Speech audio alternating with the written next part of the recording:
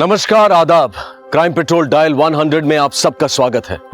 आज हम आपको एक ऐसे जांबाज ऑफिसर की कहानी सुनाने जा रहे हैं जिसने आतंकवादियों को अपनी हिम्मत और कारनामे से सिर्फ आतंकित ही नहीं किया बल्कि सभी आतंकवादियों को मौत के घाट उतार दिया। सुपर कॉप की इस सुपर स्टोरी को आपको सुनाने में आज फिर मेरा साथ दे रहे हैं फिल्म जगत के जाने माने कलाकार रणवीर सिंह।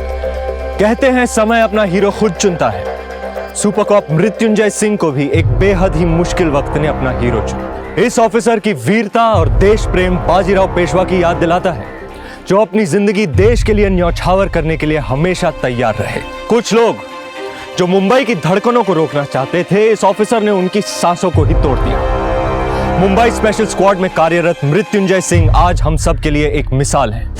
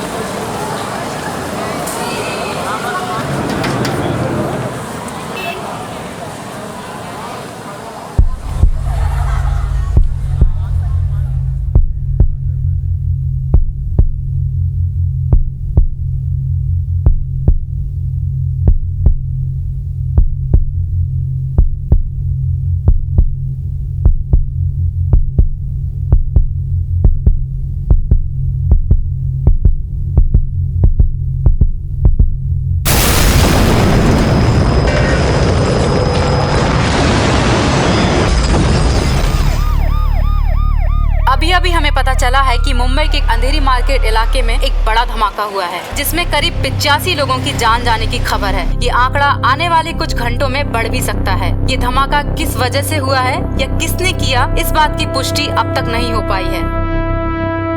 आकाश जी, अब तक की रिसर्च ब्लास्ट में हेवी आरडीएक्स का इस्तेमाल किया गया है। हमारी इंटेलिजेंस टीम ये पता लगाने की कोशिश कर रही है कि रिसेंटली किसने और कहां इतने सारे आरडीएक्स का सौदा किया था। हमें जो भी इंफॉर्मेशन मिलेगी हम लोग टाइम टू टाइम आपके साथ शेयर करते रहेंगे।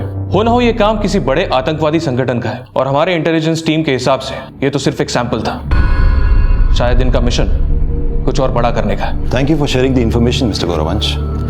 हमारी पूरी कोशिश है कि हम इस मामले की जड़ तक पहुंचे।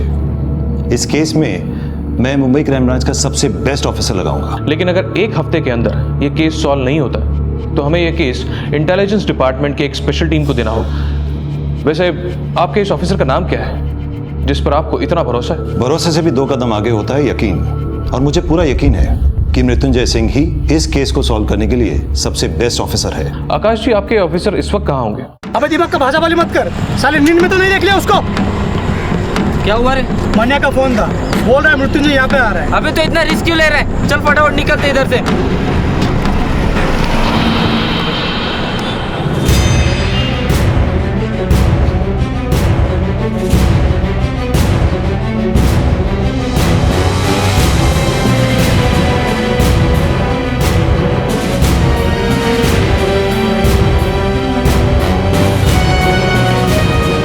तू रोक मत, भगा डाल, साला खुद ही हट जाएगा।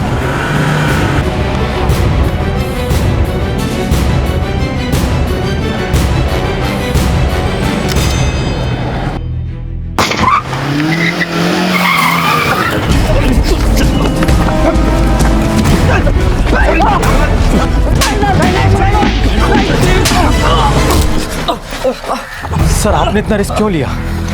इनका क्या है? इनको तो हम पीछा करके भी पकड़ लेते हैं। अगर आपको कुछ हो जाता तो?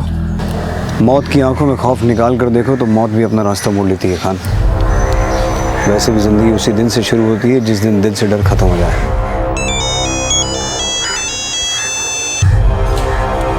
सर,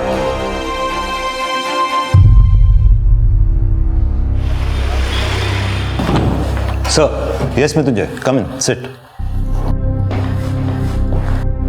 मृत्युंजय, इस धमाके की जांच हमें बड़ी तेजी से करनी होगी। जो लोग मरे उन्हें हम वापस तो नहीं ला सकते, पर उन आतंकवादियों को पकड़कर मरने वालों के घर वालों के साथ इंसाफ जरूर कर सकते हैं। और एक बात, अगर एक हफ्ते में हमने ये केस सॉल्व नहीं किया तो फिर ये केस इंटेलिजेंस डिपार्टमेंट के एक स्पेशल टीम को दे दिया जाएगा। लोग यही सोचेंगे कि मुंबई पुलिस केस सॉल्व नहीं कर पाई, और हमारी इंटेलिजेंस टीम की इन्फॉर्मेशन के हिसाब से इन आतंकवादियों का मिशन कुछ बड़ा करने का है। ये केस हम ही सॉल्व करेंगे, ये लोग हमसे बच नहीं पाएंगे। जो कुछ हो गया उसे बदला तो नहीं जा सकता, लेकिन मौत के इन सौदागरों को उनके अगले सौदे में मैं खौफ का आईना जरूर दिखा दूंगा। पाटिल, शिंदे, खान, इस बॉम्ब ब्लास्ट केस को अब हमें सॉल्व करना है और इस काम में तुम लोग मेरे साथ रहोगे। सर। पाटिल, एक हफ्ता है हमारे पास, एक हफ्ते में इस केस को खोद के इसकी जड़ तक पहुंचना है। मुझे उनके सिंडिकेट की हर खबर चाहिए। सर। खान, अपने सारे खबरों को काम पे लगा दो। मूव। सर।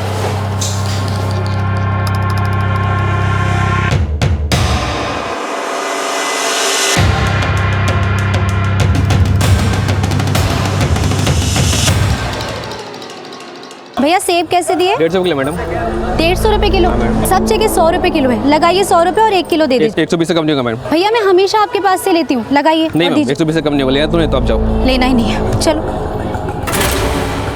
अक्षय, अक्षय, अक्षय, अक्षय,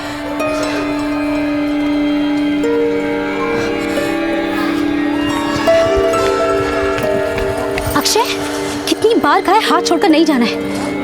और ये आइसक्रीम, क्या आइसक्रीम किसने दी तुम्हें?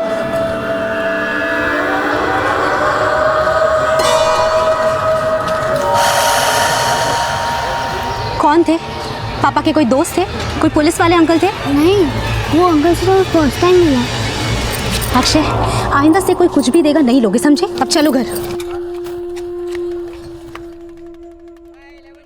हमारे सूत्रों से मालूम चला है कि परसों के दिन अंधेरी मार्केट में हुए बॉम्ब ब्लास्ट का case Mumbai crime branch officer Mrityunjay Singh को सौंप दिया गया है।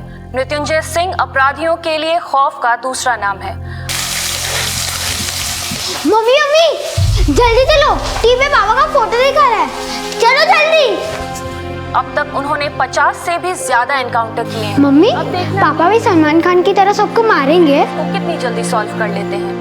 अब सभी की निगाह crime branch officer Mrityunjay Singh पर टिकी हुई है। देवांशी, हमारे पापा हीरो है, हीरो। मम्मी, मुझे भी सब यही पूछते हैं, क्या पापा सच्ची में सुपरमैन है? नहीं, पापा को कभी उड़ते हुए देखा है? तो फिर फालतू की बकवास क्यों कर रहे हो? अब जल्दी से टीवी बंद करो और अपना होमवर्क कंप्लीट करो। मम्मी, कल तो संडे है। बम धमाके में 100 से ज्यादा लोग मारे गए। इस बॉम्ब ब्लास्ट के बाद तो बच्चे लोग को बाहर भेजने को भी डर लगता है। हाँ, सेफ्टी नाम की कोई चीज ही नहीं। क्या मालूम क्या होगा इस देश का।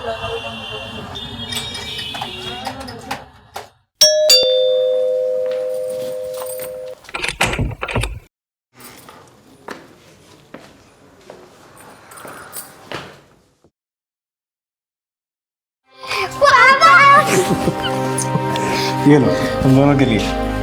पापा, कल स्केटिंग भी चाहिए। अच्छा, दोनों को एक साथ चाहिए? प्लानिंग मिल जाएगी। आपके अलावा डिपार्टमेंट में और कोई नहीं है क्या? टीवी में आने का इतना ही शौक था तो हीरो बन जाते। आज अक्षय के साथ कुछ भी हो सकता था। क्या हुआ अक्षय को?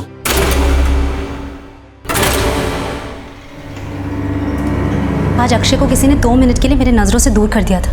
उसे खाने के लिए ice cream the. And I am sure आपका कोई दोस्त तो था नहीं, अगर होता तो मुझसे जरूर मिलता। हेलो। बच्चा बहुत प्यारा है आपका, हमसे बोला कि उसको आइसक्रीम पसंद है तो हमने उसे वही वाला दिलाया। अब देखिए ना, आपके परिवार के बारे में कितना सोचते हैं, और एक आप हैं कुछ नहीं सोचते हमारे बारे में। क्या रे भाव पंडित, वैसे अच्छा लगा सुन के कि तूने गलत धंधे बंद कर दिए और बेबी सिटिंग चालू कर दिया है। चल अब जरा स्टाइल मत मार, तेरी पूरी जन्म कुंडली है मेरे दिमाग में। तेरे पंडित ने तुझे बताया नहीं, तेरी कुंडली में एक दोष है। सर्प दोष नहीं रे, मृत्युंजय दोष। कौन है? कुछ नहीं, तू जाके चाय बना। अबे तुझे नहीं, बीवी को बोल रहा हूँ। अब कान खोल के सुन, दोबारा मेरे बच्चे के आसपास तो क्या 10 किलोमीटर के रेडियस में भी दिखा ना तो फिर दोबारा तो किसी को दिखेगा ही नहीं। अखबार पढ़ता होगा ना? मालूम है ना अभी रिसेंटली हाफ सेंचुरी पूरी की है। अब एक नसीहत दूं फ्री में, पुणे से बाहर मत निकलना, और खासकर मुंबई में तो दोबारा दिखना ही मत, वरना 51वां नंबर, समझ गया ना? पापा मुझे फोन दो ना, कब से बात कर रहे हो, मुझे गेम खेलना है। चलो फोन रख, बच्चे को गेम खेलना है। चलो अब सो जाओ। गुड नाइट पापा। Good night.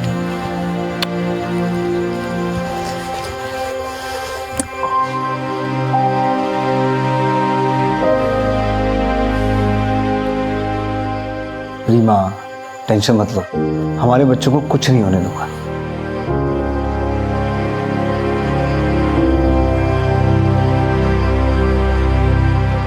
चंदे। हाँ सर। आज तेरा दिन कैसा है? दिन तो बहुत अच्छा है सर। चलो फिर गन लोड करो, देखते हैं आज तो कितना लकी है। सर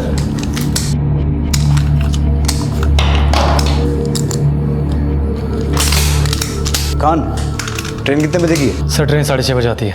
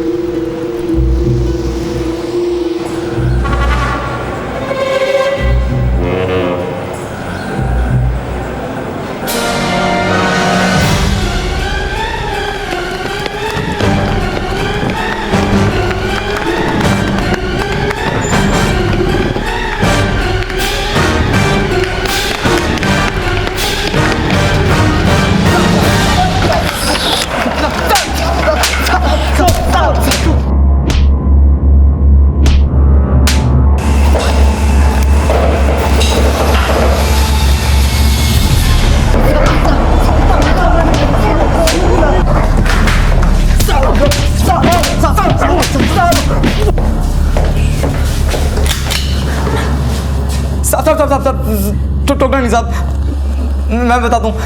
ये RDX में हाफिज मिर्जा को देना था साहब। भगवान खेड़े स्टेडियम साहब 9:30 बजे रात को।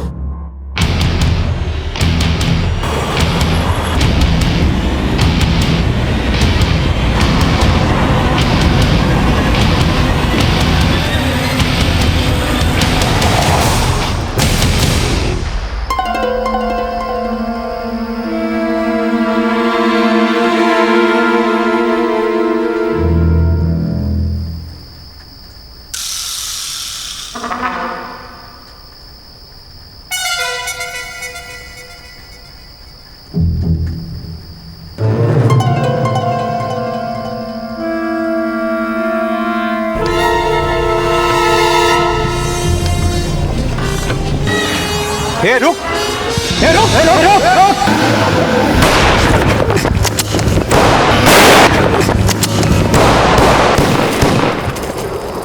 देखो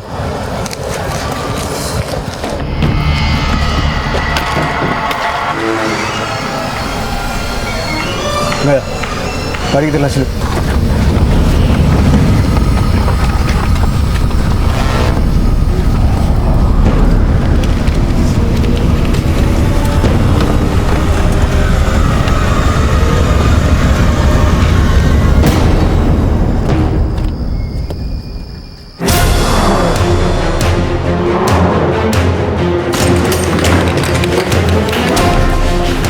पूरा घर चेक करो।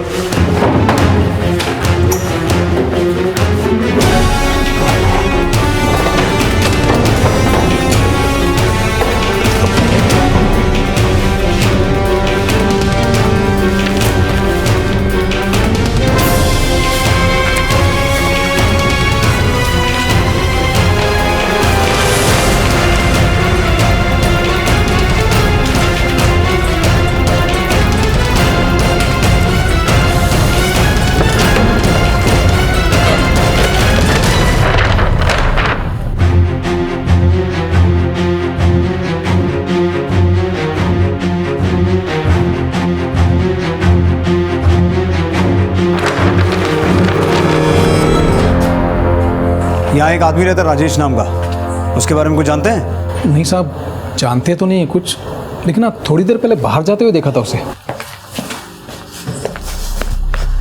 इस घर पर नजर रखना, 24 घंटे कांस्टेबल यहाँ चाहिए मुझे।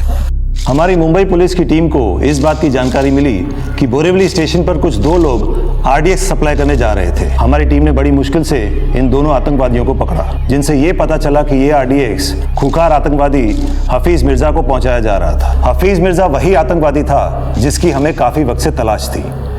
पुलिस के साथ मुठभेड़ में हफीज की मौत हो गई। आगे की जानकारी हम आपको अपडेट करते रहेंगे। Thank you. हम अपडेट करते रहेंगे। Thank you, thank you, thank you. तो अभी मुंबई के डीसीपी आकाश महाडिक ने ये खुलासा किया है कि एक बार फिर मुंबई आतंकवादियों के निशाने पर था, जिसे मुंबई पुलिस ने नाकाम कर दिया है। इस ऑपरेशन को लीड कर रहे थे crime branch officer Mrityunjay Singh. Akshay, Devanshi, आओ मैं तुम्हारा होमवर्क करवा देता हूँ। बात को पछाने की जरूरत नहीं है सिंह साहब। Nice work, I like it. Mumbai police के सबसे चर्चित पुलिस ऑफिसर मृत्युंजय सिंह ने एक बड़े आतंकी साजिश को नाकाम किया है और इसी के साथ उन्होंने ये साबित कर दिया है कि जब तक मुंबई शहर में मृत्युंजय सिंह जैसे ऑफिसर्स हैं, तब तक मुंबई रुकेगी नहीं। इस बहादुरी के लिए उन्हें स्वयं राष्ट्रपति ने सम्मानित किया है। मृत्युंजय और उनके चाहने वालों के लिए ये एक बड़ा मौका है। ये दूसरा मौका था जब मृत्युंजय सिंह को उनकी वीरता और पराक्रम के लिए राष्ट्रपति मेडल से सम्मानित किया गया था। जैसे बाजीराव पेशवा ने कुछ ही समय में करीब आधे भारतवर्ष पर अपना परचम लहरा दिया था, ठीक वैसे ही मृत्युंजय सिंह को भी भारत के कोने कोने से वाहवाही मिल रही थी। अपनी पूरी सर्विस में उनको कई पुलिस मेडल और सम्मान मिल चुके थे। वो अपने साथियों के लिए एक प्रेरणा स्रोत थे और पूरे पुलिस डिपार्टमेंट को उन पर नाज था। लेकिन इस बार एक बहुत बड़ी चुनौती उनके सामने खड़ी थी, क्योंकि खतरा अब तक टला नहीं था और जो सुराग राजेश नाम के आदमी के फ्लैट से मिले थे वो किसी बड़े खतरे की ओर इशारा कर रहे थे। ऐसा लग रहा था जैसे राजेश को पहले ही अंदेशा हो गया था कि पुलिस उसके ठिकाने तक पहुंचने वाली है और उसने ये फ्लैट अफरा तफरी में खाली किया है। मृत्युंजय को तलाश थी अब एक ऐसे सुराग की जो उन्हें राजेश तक पहुंचा सके। लेकिन क्या इस राजेश तक पहुंचना आसान था? क्या राजेश पुलिस की गिरफ्त में आ पाएगा? क्या मृत्युंजय सिंह को वो सुराग मिल पाएगा जिसकी उन्हें तलाश थी? सर। हेलो गौरवांश। मृत्युंजय, आपकी बहादुरी के काफी किस्से सुने हमने। आज आपसे मिलकर बहुत अच्छा लग रहा है। थैंक्स। सर, आपने बोला तो कुछ इंपॉर्टेंट अपडेट्स हैं? हाँ मृत्युंजय, बैठो।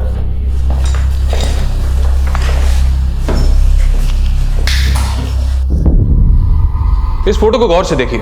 यह है आजाद हिंदुस्तान का कमांडर बिलाल। अहमदाबाद वाले केस में भी यही मास्टरमाइंड था जिसने पूरे प्लानिंग को अंजाम दिया था। इनफैक्ट इंटरपोल ने भी इसे टॉप 50 टेररिस्ट के लिस्ट में इंक्लूड किया है और इस बार हमें पता चला है कि यह मुंबई में कुछ बड़ा करने वाला है। हमारे इंटेलिजेंस टीम के साइबर सिक्योरिटी सेल ने कुछ कॉल्स और मैसेजेस ट्रेस किए हैं। इन्हीं मैसेजेस को डिकोड करने के बाद हमें पता चला है कि मुंबई ही उसका अगला टारगेट है और जितने भी कॉल्स, मैसेजेस और ईमेल्स हमने ट्रेस किए हैं वो सारे के सारे पाकिस्तान, दुबई और सऊदी से किए गए थे।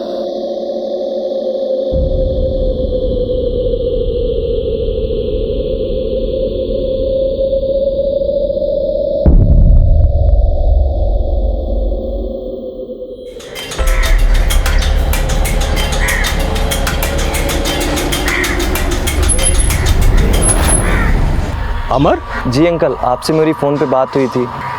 चलो मैं तुम्हें घर दिखाता हूँ। ये घर है और हमेशा इसे साफ सुथरा रखना। जी अंकल, घर तो मुझे पसंद है। अंकल, कभी कभी कुछ दोस्त मेरे यहाँ पढ़ाई के लिए आएंगे, आपको कोई प्रॉब्लम तो नहीं है? बट वो दोस्त कोई लड़की तो नहीं है? नहीं अंकल, लड़की का चक्कर नहीं है। तो फिर ठीक है, लाओ सारे पेपर मुझे दे दो, मैं जुरास करा कर तुमको दे दूंगा।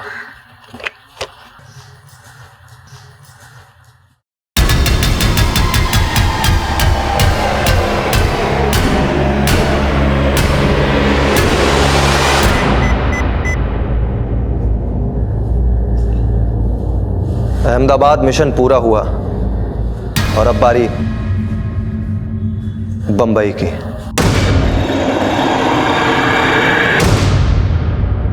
बिलाल उर्फ राजेश जैसे आतंकवादी बड़ी ही होशियारी के साथ अपने ठिकाने का चुनाव करते हैं। वो हमेशा ऐसी जगह ढूंढते हैं जहां उनको आसानी से रहने की जगह मिल जाए, और इस केस में भी ऐसा ही हुआ। इस बार भी उसको रहने की जगह बड़ी आसानी से मिल गई, क्योंकि उसके मकान मालिक ने खास पूछताछ नहीं की और उस पर यकीन कर लिया। और यही हमारी सबसे बड़ी गलती होती है, क्योंकि हम अनजाने में इन आतंकवादियों के मकसद कामयाब बनाने में भागीदार बन जाते हैं। लेकिन अगर उस दिन उसके मकान मालिक ने उसकी ठीक से पूछताछ की होती तो शायद बिलाल को रहने की जगह नहीं मिलती।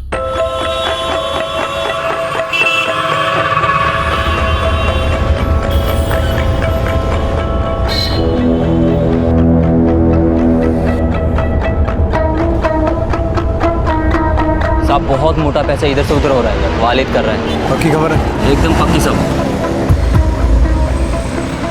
और वालिद, एक चाय तो पिला यार। अरे क्या हो गया? चाय तो हमारे थाने की सरकती है। दोस्त, एक कटिंग और देना इसे। क्या रे वालिद, साला इतना माल छाप रहा और 6 रुपए की चाय पी रहा टपरी में। एक किधर साहब, इधर 6 रुपए के भी बांधे। अच्छा, देख मैं क्या लेके आऊं तेरे लिए। सुन, हाँ, माल इधर से इधर हो जाएगा, टेंशन नहीं है। अपना कमीशन 2% मिलेगा ना। देख भाई, बाद में मच नहीं मांगता है। हाँ मालूम है, हवाला का पैसा है, कड़क नोट मिलेगा। अरे पर पूछना तो बनता है ना।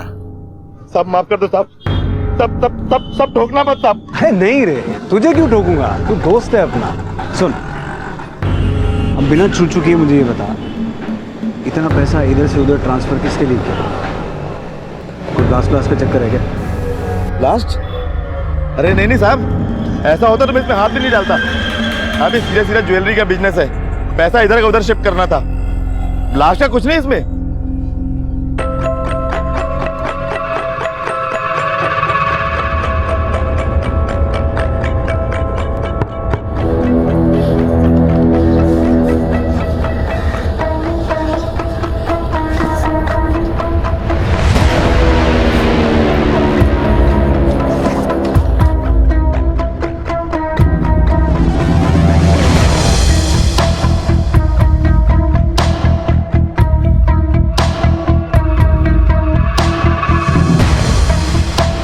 सामान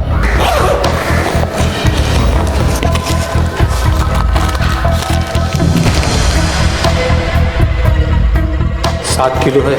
इतना काफी होगा पूरी बंबई को हिलाने के लिए। आओ, तुम लोग अभी ग्रैंड रोड मार्केट जाओ और बाकी के सामान का जल्दी से जल्दी बंदोबस्त करो। जाओ। सर, मैंने वालिद नाम के एक आदमी को पकड़ा जो हवाला का बहुत बड़ा अमाउंट इधर से उधर कर रहा था, लेकिन वो पैसा किसी ज्वेलरी कंपनी का निकला। उनका कोई टेररिस्ट कनेक्शन नहीं है। मृत्युंजय, इस मेल को इंटेलिजेंस डिपार्टमेंट ने ट्रेस किया है। इस मेल में मुंबई की धड़कन को रोकने की बात की गई है। जरूर प्लानिंग बहुत बड़ी है इस बार। सर, मैं बहुत जल्द इन लोगों तक पहुंच जाऊंगा। ये लोग जो भी प्लान कर रहे हैं, मैं इन्हें कामयाब नहीं होने दूंगा। खेल भले ही इनका हो, जीत हमारी होगी। Excuse me sir. हेलो, क्या आप अभी घर आ सकते हैं?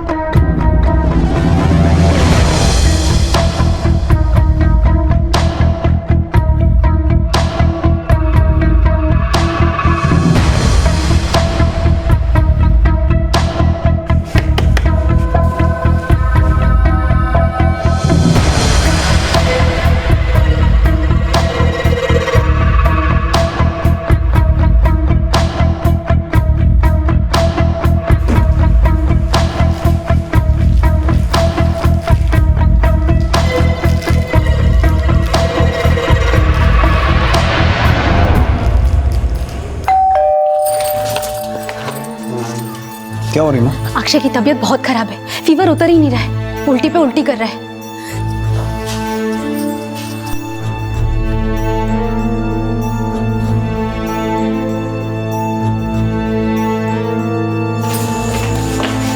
मृत्युंजय, क्या आपके पास थोड़ा वक्त होगा अपने बेटे के लिए? मैं सब कुछ अकेले नहीं कर पाऊंगी।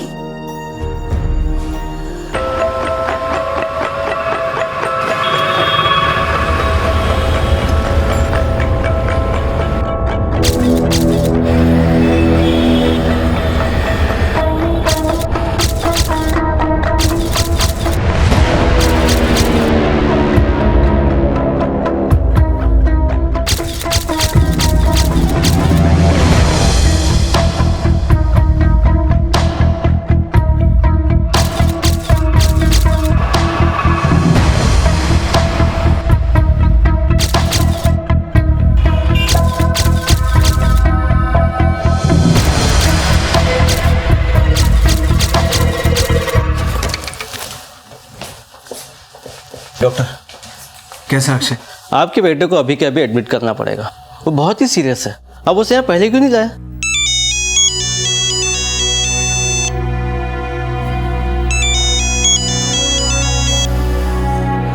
हेलो, हाँ ठीक है। रीमा, वहां लाखों लोगों के बच्चों की जान खतरे में है, मेरा जाना बहुत इंपॉर्टेंट है, वरना कुछ दिन पहले जो बॉम्ब ब्लास्ट हुए थे वैसे हालात फिर से पैदा हो जाएंगे। मुझे अक्षय की चिंता है, पर मुझे और भी अक्षय और देवांशी की जान को बचाना है। मैं समझती हूँ, आप बेफिक्र होकर जाइए, मैं यहाँ अक्षय का ध्यान रखती हूँ। मृत्युंजय सिंह जैसे ऑफिसर अपनी जिंदगी में समझौता नहीं करते। बाजीराव की ही तरह मृत्युंजय भी अपने कर्म को सबसे ज्यादा अहमियत देते थे। उनके बेटे की हालत नाजुक थी, लेकिन फिर भी उनके और उनके परिवार के लिए उनकी ड्यूटी और उनका फर्ज सबसे पहला था। एक तरफ बिलाल अपने खतरनाक मंसूबों को अंजाम देने के लिए तैयारियां शुरू कर चुका था। बिलाल वो सारी जगहें तय कर चुका था जहां वो बॉम्ब रखने की साजिश कर रहा था, और दूसरी तरफ मृत्युंजय सिंह के पास बहुत कम समय बचा था, और इस हमले को रोकने के लिए उन्होंने तुरंत अपने खबरियों के नेटवर्क को एक्टिवेट किया। बोल राजू, क्या खबर? सलाम साहब, सब गोरेगांव में कुछ ठीक नहीं लग रहा साहब। क्या हुआ गोरेगांव में? एसपी रोड पे जीवन नगर में कुछ दिन से कुछ लड़के लोग इकट्ठा हो रहे हैं, पता नहीं क्या क्या लाते हैं बैग भर भर के साहब। पता किया मैंने उधर, पता चला कि ई के कॉलेज के स्टूडेंट बन के रह रहे हैं। कॉलेज के पंटर लोगों ने बताया कि ये लोग तो कभी कॉलेज के आसपास भी नहीं दिखे। जीवन नगर एसपी रोड गोरेगांव में कुछ गड़बड़ है। वहाँ कुछ दिनों से कुछ लड़के रह रहे हैं जो अपने आप को कॉलेज के स्टूडेंट्स बताते हैं। मैंने पता किया है, उनका कॉलेज में एडमिशन है ही नहीं। तुम लोग वहाँ जाओ और किसी बहाने से ये पता करने की कोशिश करो कि मामला क्या है। सर।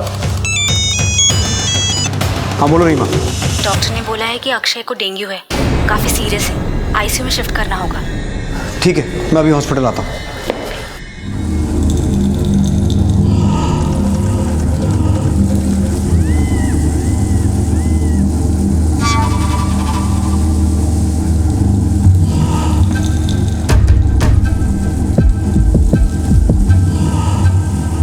भाई बहुत जोर की भूख लगी है, बिरयानी मंगा ले क्या? मटन बिरयानी मंगा ले, और साथ में तंदूरी चिकन भी, और 2 विस्की की बोतल। जा। ठीक है।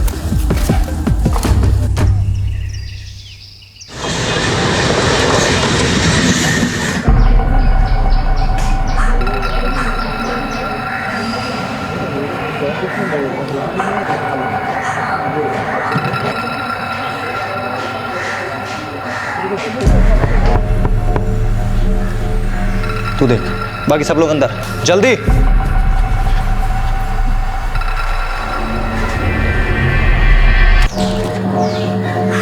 हेलो सर, मैं एयरवेज मोबाइल कंपनी की तरफ से आया हूँ। आपके लिए पोस्टपेड में एक बढ़िया ऑफर है। 800 रुपये में अनलिमिटेड कॉलिंग और 3G डेटा फ्री है सर। शुक्रिया, हमको जरूरत नहीं है सर। 500 SMS भी फ्री हैं। I am not interested. Okay sir. थोड़ा सा पी लो। पापा मुझे जूस पीने का मन नहीं है। Come on, be brave boy. Juice नहीं पियोगे तो ताकत कैसे आएगी? ठीक कैसे होगे? लो थोड़ा सा पी लो। एक मिनट। हाँ बोल। ठीक है। अक्षय, पापा अभी गए अभी आए। देवांशी भैया को जूस पिला देना। पिएगा ना juice?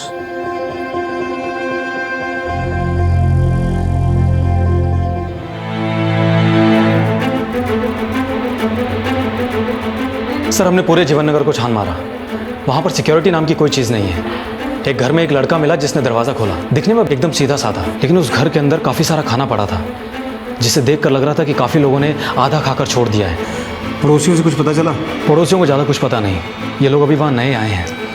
Mrityunjay sir, Gujarat police ने अभी एक आतंकवादी को जामनगर से पकड़ा है। ये अब तक के हुए अहमदाबाद ब्लास्ट और मुंबई ब्लास्ट में शामिल रहा है। इंटेलिजेंस वाले अहमदाबाद केस के दौरान यूज किए गए फ़ोन नंबर्स की जांच कर रहे थे। उनके हाथ 5 नंबर्स लगे, जिनमें से एक गोरेगांव एरिया में एक्टिव था। मैं कल पूरी तैयारी के साथ वहाँ रेड करता हूँ।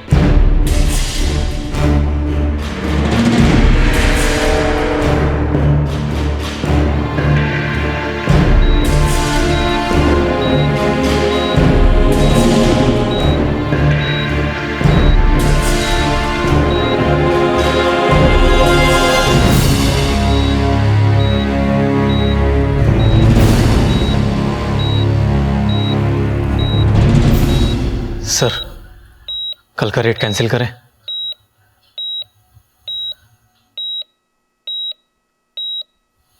आप कब से ऐसा सोचने लगे? यहाँ हॉस्पिटल में आपके बेटे को बचाने के लिए डॉक्टर्स हैं, मैं हूँ उसके पास, लेकिन देश के हजारों बेटों को बचाने के लिए कल कौन होगा वहाँ? ड्यूटी के फर्स्ट डे आपने शपथ ली थी कि आपके लिए देश सबसे पहले होगा, देश के लोग सबसे पहले होंगे, देश की सुरक्षा सबसे पहले होगी।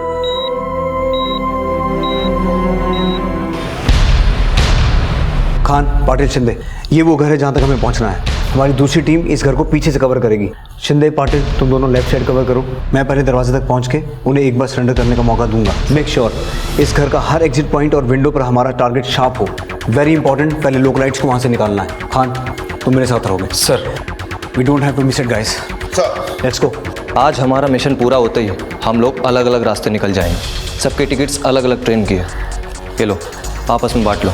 धमाके के कुछ दिन बाद हम चुप बैठेंगे और फिर एक नए धमाके की प्लानिंग। ये प्लानिंग कब होगी मैं तुम लोगों को इत्तला कर दूंगा। और ये लो कुछ पैसे। आज शाम लोखंड वाला मार्केट, अंधेरी स्टेशन, दादर, CST और होटल लाइमलाइट, इन सारी जगहों पर भीड़ काफ़ी ज़्यादा होगी। हमारे लिए इससे अच्छा मौका नहीं हो सकता अपने मंसूबों को कामयाब बनाने का।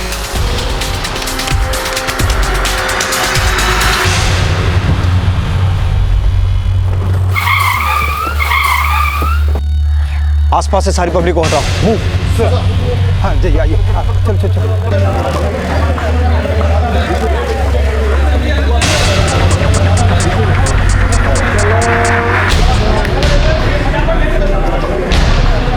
पुलिस है। अरे छोड़िए इसे, मूव। चलिए अपने घर पे जाइए। चलिए चलिए फटाफट जाइए, फटाफट। पाटिल, शिंदे, तुम दोनों ये एरिया कवर करो। सर, तुम तीनों पीछे जाओ, be alert. Khan sir.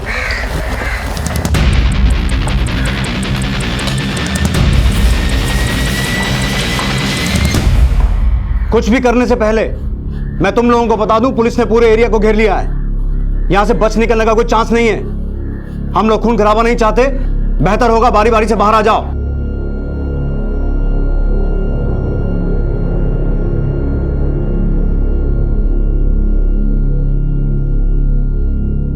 Fire कोई नहीं करेगा जब तक मैं ना बोलूं।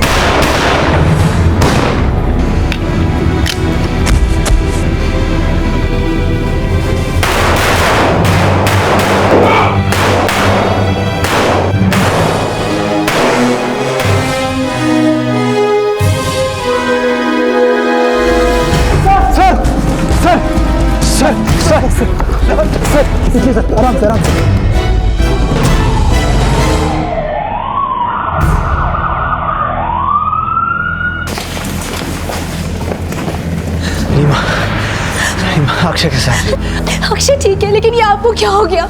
ये तो एक आधी गोली, इससे मेरा क्या होगा? मुझे अक्षय के पास लेके चलो अभी, मुझे उससे मिलना। देखिए आपकी हालत नाजुक है। नहीं डॉक्टर, मेरा अक्षय से मिलना बहुत जरूरी है। उसकी हालत ठीक नहीं है। मैं उसका हीरो हूँ, मैं उसका सुपरमैन हूँ। मुझे देख के उसे ताकत मिलती। आज अगर वो रिकवर नहीं हुआ तो उसकी हालत और बिगड़ जाएगी। Please please let me meet him please.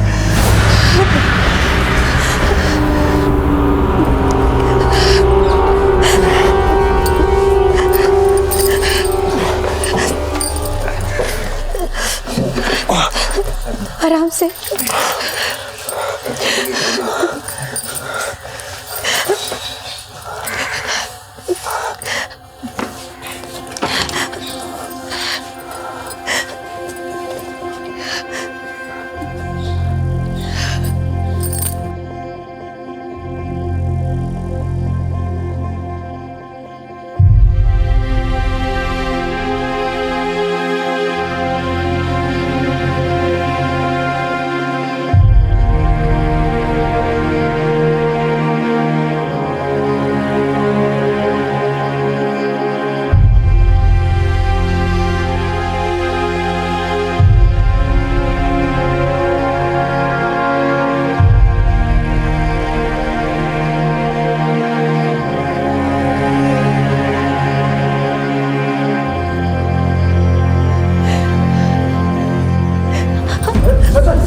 जल्दी से आईसीयू में लेके चलिए।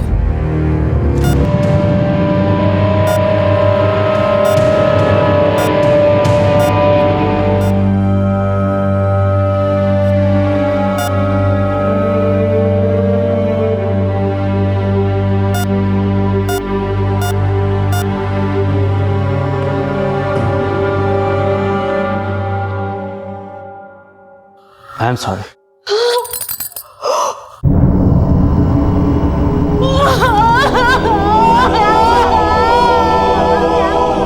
हमें ये बड़े दुख के साथ बताना पड़ रहा है कि मुंबई पुलिस और हमारे देश को आज एक बड़ा झटका लगा है।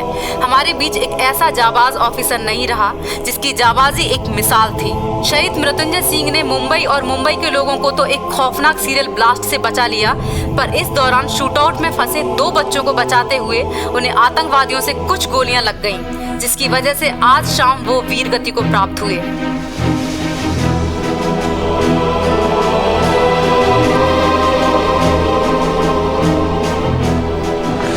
मम्मी, मेरे पापा एक सुपर हीरो है। उन्हें बहुत लोग को बचाया। I am proud of my dad. हाँ बेटा, ये हमेशा हमारी यादों में जिंदा रहेंगी।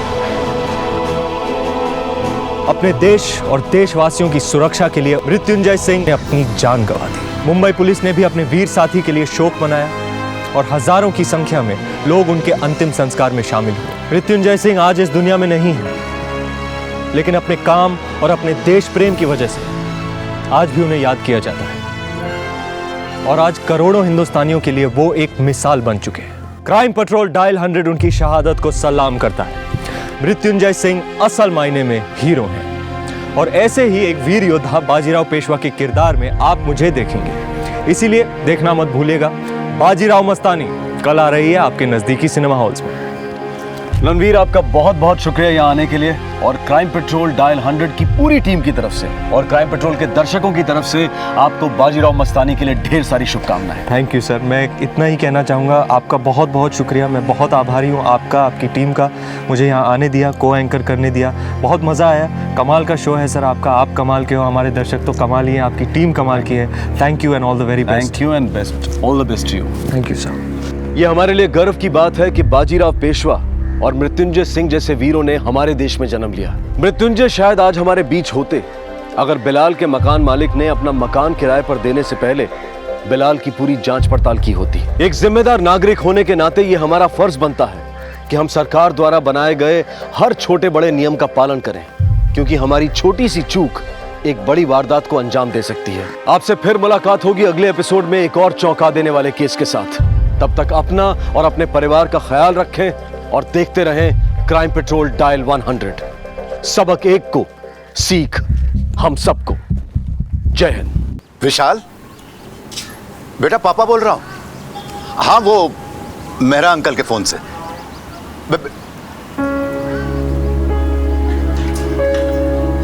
क्या हुआ, काट दिया ना? बिजी था। तुम क्या जानो बिजी रहना क्या होता है? दिन भर काम लगा रहता है। ये लो अपना फोन। तुम्हारे बेटे की तरह निकम्मा नहीं है मेरा बेटा।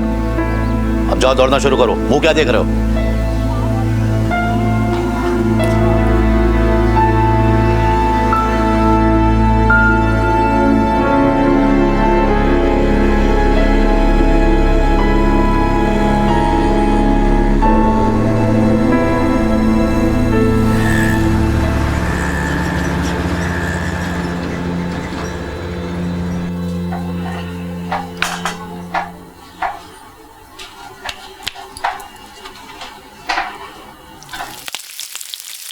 मंदार, तू जल्दी से बाजार जा और दही लेकर आ। विशाल को छोली पूरी के साथ साथ बूंदी का रायता बहुत पसंद है। जल्दी जा। आओ पण सर, एक दफा फोन करके पूछ लो ना। नहीं मतलब विशाल भैया और भाभी आने वाले भी है कि नहीं चिंटू बाबा के साथ। वो क्या है ना कि मेरे को खाना पड़ता है। लास्ट टाइम भी 3 दिन मैंने ही खाया था सब खाना। चुप कर। विशाल ने मुझसे वादा किया है कि वो बहू और चिंटू को लेकर संडे को जरूर आएगा। और पता है आज संडे है, वैसे भी हमें डिनर की तैयारी भी करनी है। तू जल्दी से दही लेकर आ वरना नौकरी से निकाल दूंगा। ये छोड़ जा। नहीं आएंगे।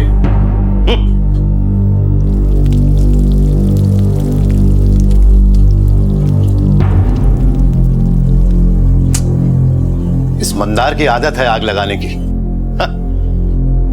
चलता है वो विशाल से। अरे उसने मुझसे वादा किया है कि वो संडे को आएगा। तुम देख लेना, वो जरूर आएगा।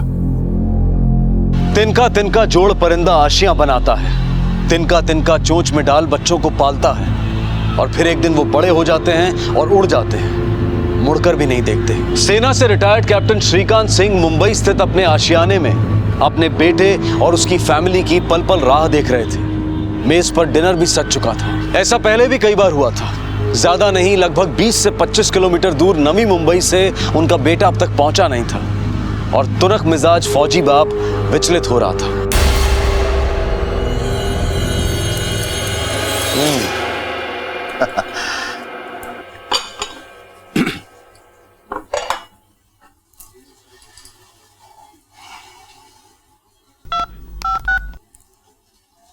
विशाल, कहां हो बेटा तुम लोग? 11 बज चुके हैं। मैंने अपने हाथों से खाना बनाया बेटा तुम लोगों के लिए। तुम्हारे लिए खीर बनाई है और चिंटू के लिए बहुत सारे गिफ्ट लेकर आया हूँ। ड्राई फ्रूट सब कुछ सब लेकर आया हूँ बेटा। डैड सॉरी, आज कुछ काम में फंस गया हूँ, नहीं आ पाऊंगा। बेटा संडे को भी काम? अरे 1-1.5 घंटा तो लगता है वाशी से यहाँ आने में। तुम्हारे पास मेरे लिए कभी टाइम ही नहीं होता विशाल। डैड प्लीज, रखता हूँ, बाद में बात करूंगा। विशाल फोन मत काटना। विशाल,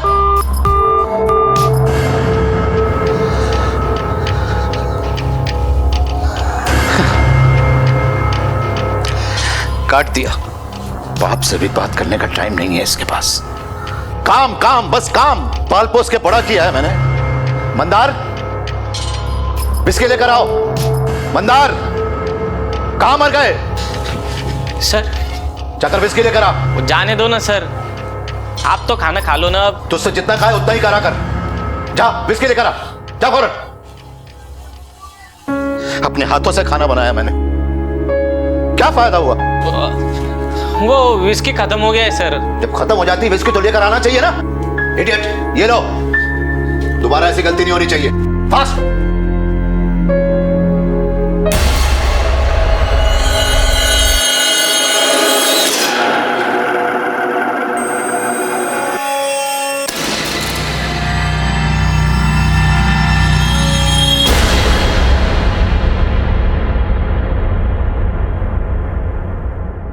बाप के लिए भी टाइम नहीं है, संडे को भी काम। इतने दिन हो गए अपने पोते का चेहरा देखने के लिए तरस गया मैं।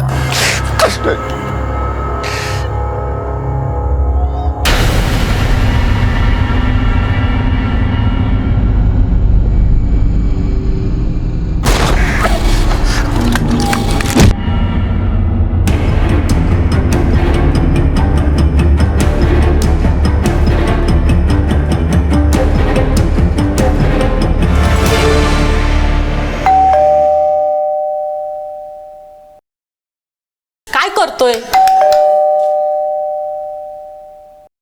अरे बाबा, मुझे दूसरे यहाँ भी काम पर जाना है।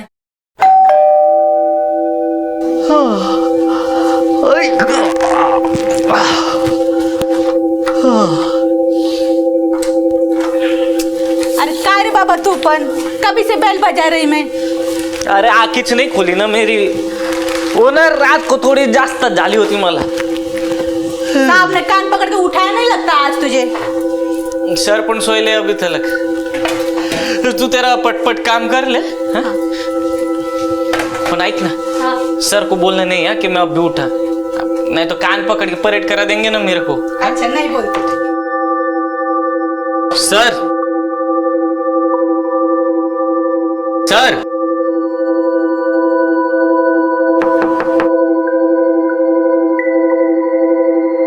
सर,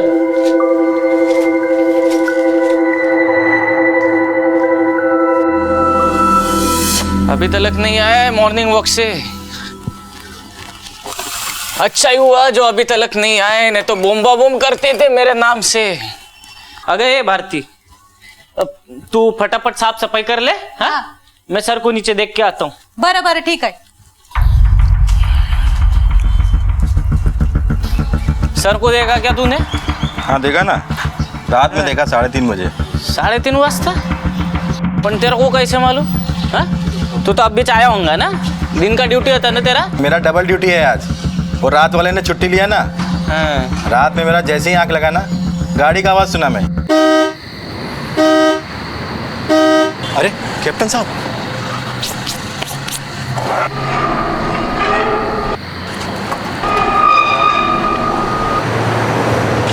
सलाम साहब। इसलिए तेरा ऐसा हालत हो गया है, कर उसको अंदर कर, सर आएंगे तो परेड करा देंगे ना तेरे को भी। जा जा जा, अपना काम कर। किधर गए होंगे सर? वो भी बिना बोले सर को फोन करना मत था।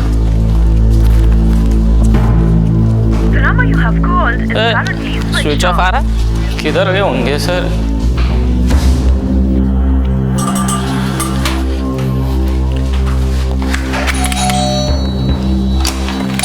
क्या हुआ? कप्तान सर को देखा क्या आपने? नहीं। अंकल, ओ अंकल। अरे मंदार, कैप्टन कहाँ है? अरे वही तो पूछने को आया ना मैं आपको। तू मेरे को पूछते हैं? अरे कैप्टन तो आज आए नहीं, और मैं उनका ही वेट कर रहा हूँ। क्या बात है? कल रात से गायब है ना वो। रात से गायब है? अरे नहीं नहीं, कहीं भी वो जाते हैं ना तो मुझे बोल के जाते हैं। तू फिक्र मत कर, घर जा।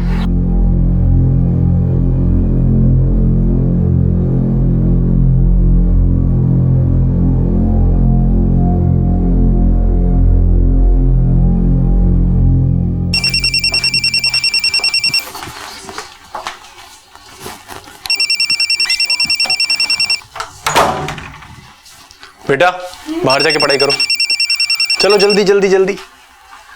शाबाश, कितना अच्छा बच्चा है। जल्दी जल्दी जल्दी। हेलो, क्या बब्बन, कितनी बार समझा करके भेजा था तुझे, फिर भी गलती। क्या करूं मैं तेरे साथ, मुझे तो समझ नहीं आता। अब तो मुझे पैसों के लिए फोन मत करना, समझा?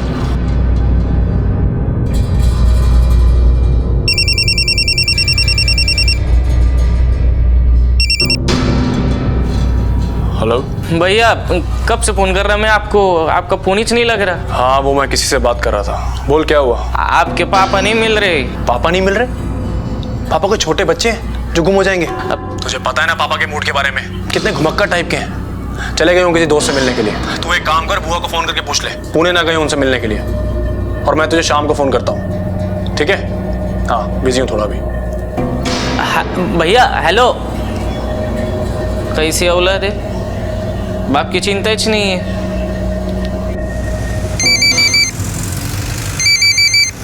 तूने सब जगह पूछा ना? सबको पूछा मैंने, सब जगह देख के भी आया। कल रात से ही नहीं है, मेरे को तो कुछ सूझ ही नहीं रहा क्या करूं अभी। मैं फोन करके देखती हूँ, अगर रात तक घर नहीं आए तो बता देना, मैं कल सुबह जल्दी पहुंच जाऊंगी। आज की तेज भागती जिंदगी में रिश्तों को टेकन फॉर ग्रांटेड, यानी कि रिश्तों के प्रति बेपरवाही आम सी बात है। कैप्टन को लापता हुए कुछ घंटे हो चुके थे, बेटे को फुर्सत नहीं थी, नौकर को कुछ सूझ नहीं रहा था। वो शहर के लगभग सभी जानकार लोगों को फोन मिला चुका था, हर जानकार गली मोहल्ले में कैप्टन को तलाश चुका था, पर यूं अचानक कैप्टन कहां चले गए थे? नौकर की सूचना पर कैप्टन की बहन उषा चौहान पुणे से मुंबई आ पहुंची और आते ही उन्होंने गोरेगांव पुलिस स्टेशन का रुख किया। कल रात से गायब है भैया। मंदार ने फोन करके बताया मुझे। बहुत चिंता हो रही थी, इसलिए भागे भागे आ गई हूँ मैं पूना से। एक तो वैसे ही गुस्सा उनके नाक में बैठा रहता है। डर लग रहा है कि गुस्से में कहीं घर से चले ना गए हो। तुझे कैसे पता चला सिंह साहब गायब हैं? वो वॉचमैन मेरे को बोल रहा था, मतलब वो मेरे को बोला कि कल रात को 3:30 बजे सर अपने गाड़ी में किधर तो भी निकल गए। तब तो क्या कर रहा था? मैं तो सो रहा था ना साहब। सर रात को चले गए और तुझे कुछ पता नहीं चला, ऐसा तो नहीं हो सकता। अब सर ने दिन भर कुछ तो तैयारी की होगी और रात को जाते वक्त जब दरवाजा खोला होगा तुझे कुछ तो सुनाई दिया होगा। वो संडे था ना सर, तो मैं थोड़ी सी थोड़ी ज्यादा ही छो गई थी। कप्तान सर ने तो खाना भी नहीं खाया था। उनका बेटा आने वाला था ना घर पे अपने फैमिली के साथ में, मगर आए ही नहीं वो। कप्तान सर बहुत गुस्से में थे, इसके लिए मैंने भी डिस्टर्ब नहीं किया। सोचा बाप बेटे का झगड़ा है, मैं गाय को बीच में पड़ूं। और वैसे भी हमारे कप्तान सर ले डेंजर है, गुस्से में आके गोली वोली मार देंगे तो क्या भरोसा।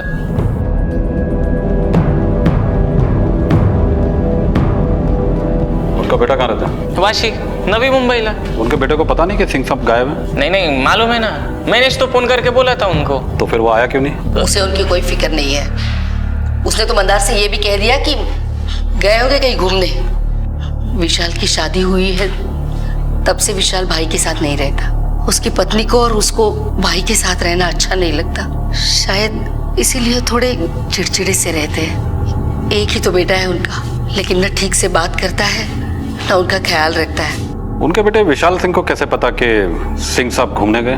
उसका ऐसा है ना साहब कि हमारे सर को आदत है, वो जाते ऐसे बीच बीच में कभी 8-10 दिन घूमने के लिए। हाँ, मगर जब भी जाने के मेरे को बोल के जाने के। ये तो फर्स्ट टाइम ही ऐसा हुआ कि एक तो आधी रात गए और ऊपर से कुछ बोला भी नहीं, इसलिए थोड़ी चिंता हो रही है सब। अब आप ही बताओ, ऐसे आधी रात को कोई जाता है क्या घूमने? कोई लेटर और मैसेज वगैरह छोड़ के गए? नहीं, कोई लेटर वगैरह तो नहीं।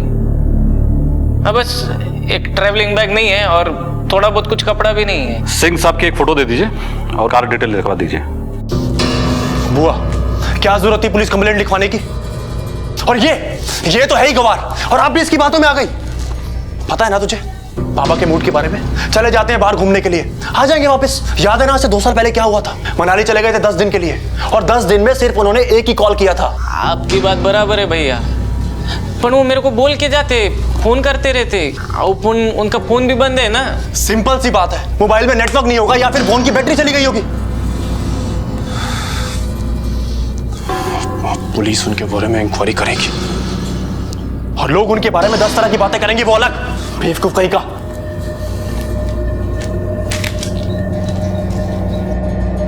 कैप्टन जरा सनकी हैं। अब अकेले आदमी का स्वभाव हो ही जाता है ऐसा। ऊपर से फौजी, काफी डिसिप्लिन्ड है। बिल्डिंग में कुछ भी गलत होता है ना तो पूरी बिल्डिंग हिल जाती है उनकी आवाज से। What is this nonsense? जिसने भी ये केले का छिलका फेंका है तुरंत आके उठा ले, वरना कैप्टन सिंह के गुस्से को अच्छी तरीके से जानते हो तुम लोग। कौन है? Uncle, don't get angry. मैं छिलके को डस्टबिन में फेंक देता हूँ।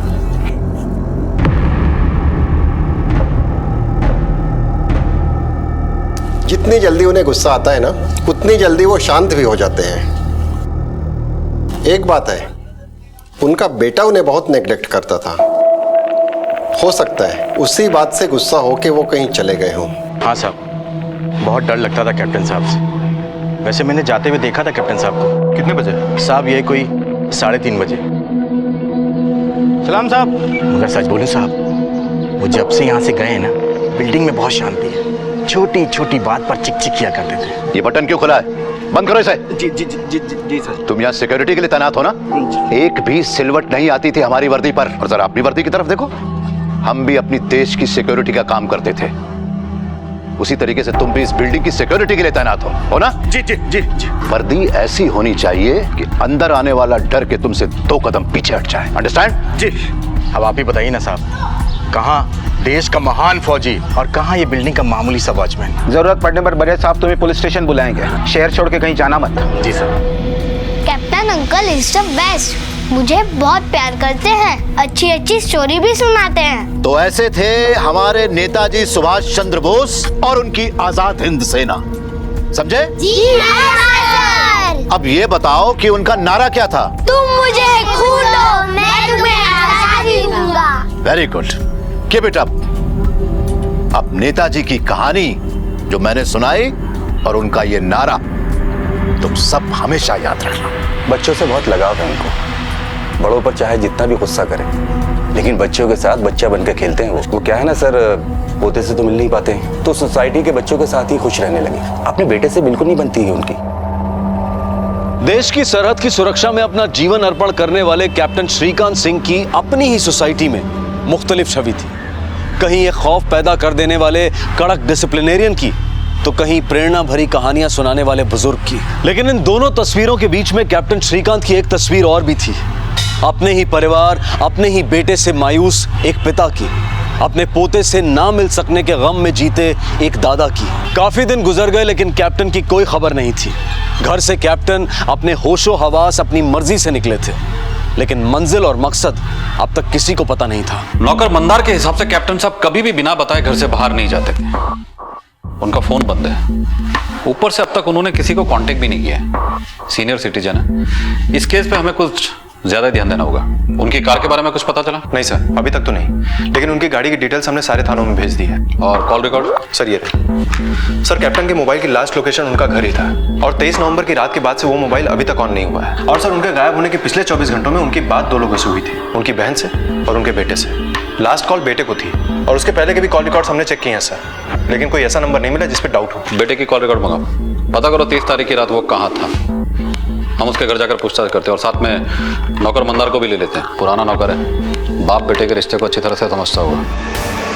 अच्छा एक बात बता, ये कैप्टन सिंह साहब और उनकी बहन के बीच में रिश्ता कैसा था? बेटे से जब भी गुस्सा होने के बहन के घर पे तो जाते थे वो।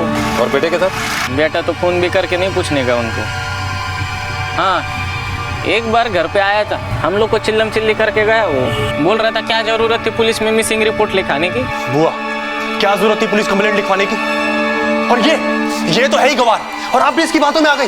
अच्छा एक बात बताइए, कैप्टन सिंह साहब और उनके बेटे के बीच में हाल फिलहाल में कोई झगड़ा वगैरह हुआ था? साल में 1-2 बार ही आने का उनका बेटा। हाँ, जब भी घर पे आने का झगड़ा ही करने का उनसे। यहाँ से गुजर रहा था, सोचा आपसे पूछ लो, क्या डिसाइड किया आप?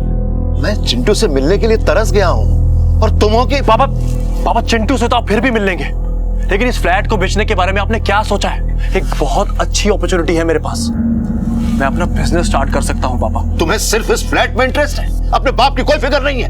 मुझे लगा तुम इतने महीनों के बाद अपने पापा से मिलने आए हो, और तुम। पापा please stop being so emotional, practically सोचिए, इतना बड़ा टेरेस फ्लैट है और आप इस फ्लैट में अकेले रहते हैं। हम आपके लिए 1 BHK भी तो ले सकते हैं ना, और मैं और मेरी वाइफ यहाँ पर रहने के लिए कभी भी नहीं आएंगे। मैं ये फ्लैट अपनी जिंदगी रहते कभी नहीं बेचूं, चाहे कुछ भी हो जाए। इस फ्लैट में मेरी और तुम्हारी माँ की यादें कैद है, तुम्हारा बचपन, तुम्हारा सब कुछ, तुम्हारी चीज है। ठीक है, मत बेचिए, रहिए यहाँ पर बिल्कुल अकेले। मैं कभी नहीं आऊंगा यहाँ पे, कभी भी नहीं। विशाल, बाप के लिए टाइम नहीं, और बाप के फ्लैट को बेचकर पैसे चाहिए उसे। ऐसा लगता है आपसे ज्यादा फिक्र नौकर मंदार को है आपके पापा की। पापा ने बिगाड़ रखा था उसको, सर पे बिठा के रखा हुआ था। क्यों? आप तो उनके इकलौते बेटे हैं, आपको सर पे नहीं चढ़ा है? मतलब क्या है आपका? मतलब ये कि आपके और आपके पापा के बीच गोरेगांव वाले फ्लैट को लेकर झगड़े नहीं हुए थे? तो मंदार ने चुगली की है आपको? बात सच है कि नहीं? बाप बेटे के बीच में प्रॉपर्टी को लेकर के बहस नहीं हो सकती क्या? बाप बेटे के बीच में प्रॉपर्टी को लेकर बहस ही नहीं, और भी बहुत कुछ हो जाता है। What do you mean? आप डाउट कर रहे हैं मुझ पे? आपको विश्वास नहीं है ना कि पापा सेफ है और घूमने गए हैं? Wait a minute, I'll show you. ये SMS देखिए। अगर पापा को मुझ पे विश्वास नहीं होता तो उनका अकाउंट नंबर मेरे मोबाइल के साथ लिंक्ड अप नहीं होता।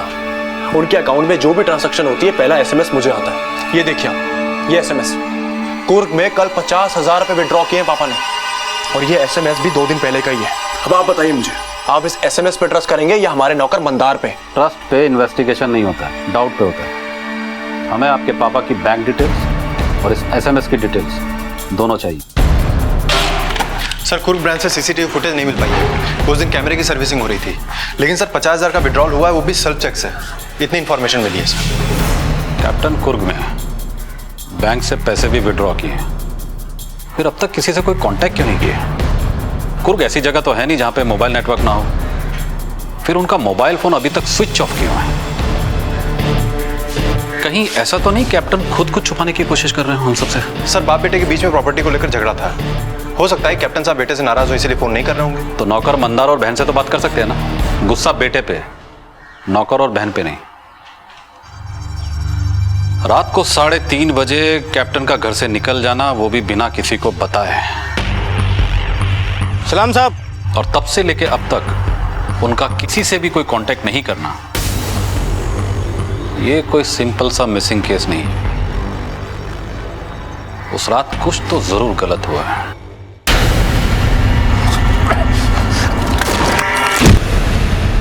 कैप्टन अपनी कार से कुर्ग तो नहीं गए होंगे, और अगर वो अपनी मर्जी से गए होंगे तो उन्होंने अपनी कार को कहीं ना कहीं पार्क तो जरूर किया होगा, और अगर उन्हें जबरदस्ती ले जाया गया है तो ले जाने वाले ने उनकी गाड़ी को इधर उधर छोड़ दिया होगा। अब इस कार का मिलना हमारे लिए बहुत जरूरी है। अरे यार बहुत अंदर थक गए ना? अब से इतना लंबा टूर नहीं करूँ। नहीं। कार झाड़ियों में क्या कर रही है?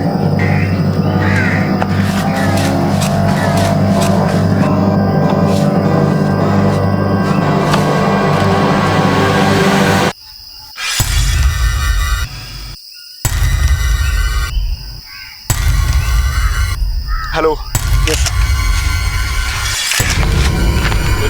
छोड़ना नहीं चाहिए, जंगल का चप्पा चप्पा छान मारो, कुछ ना कुछ तो जरूर मिलेगा। सर पिछली सीट पे खून के निशान मिले हैं, गाड़ी की इन्वेस्टिगेशन अभी जारी है। ये केस मिसिंग का नहीं है, इसका मुझे पहले से अंदाजा था। गाड़ी में खून के निशान का मिलना मतलब साफ है, ये एक हत्या का मामला है। चलो कैप्टन के घर चलकर तलाशी लेते हैं।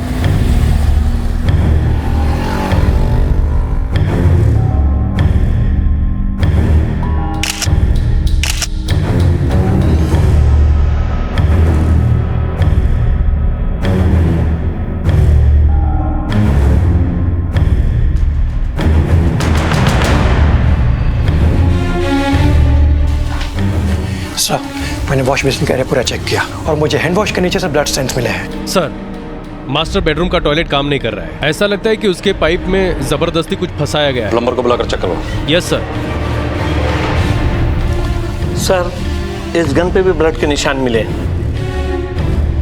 मुझे इन सबकी जांच रिपोर्ट जल्द से जल्द चाहिए। गाड़ी में मिले खून के निशान और बंदूक में मिले खून के निशान, दोनों को मैच करिए। वो नौकर मंदार बाहर ही खड़ा है सर, उसको हिरासत में लो। उस रात कुछ ना कुछ तो घर में जरूर हुआ था, और वो एक अकेला ऐसा शख्स है जो उस वक्त घर में मौजूद था। ओके सर, चलो। साहब चलो। कुछ नहीं किया साहब, मैंने कुछ नहीं किया। आईफोन क्या साहब? अरे मैं था उस दिन रात को घर में। हमारे सर बहुत खुश थे, उनका बेटा अपनी बीवी बच्चे को लेके आने वाला था घर पे, लेकिन 11 बज गए, फिर भी उनका बेटा नहीं आया। मंदार विस्की लेकर आओ। वो विस्की खत्म हो गया है सर। जब खत्म हो जाती है विस्की तो लेकर आना चाहिए ना, इडियट। ये लो। जब मैं विस्की लेके घर पे आया तो 11:15 बज गए थे। मैंने बाहर से आवाज लगाई, सर सर सर के कमरे से कोई आवाज नहीं आई, तो मेरे को लगा सर सो गए होंगे। अब मैं भी 2-4 पैग लगा के सो गया। चुप! कैप्टन साहब की गाड़ी और उनकी राइफल पे खून के निशान मिले हमें। खून? तूने बताया कि तूने कैप्टन साहब को आवाज लगाई। हाँ लगाई थी ना साहब, लेकिन अंदर जाकर नहीं देखा कि कैप्टन साहब अंदर हैं या नहीं। एक बार हमारे सर कमरे में गए ना, कि बाहर से ठकठकाने का ऑर्डर नहीं था ना। इसे लॉकअप में रखो।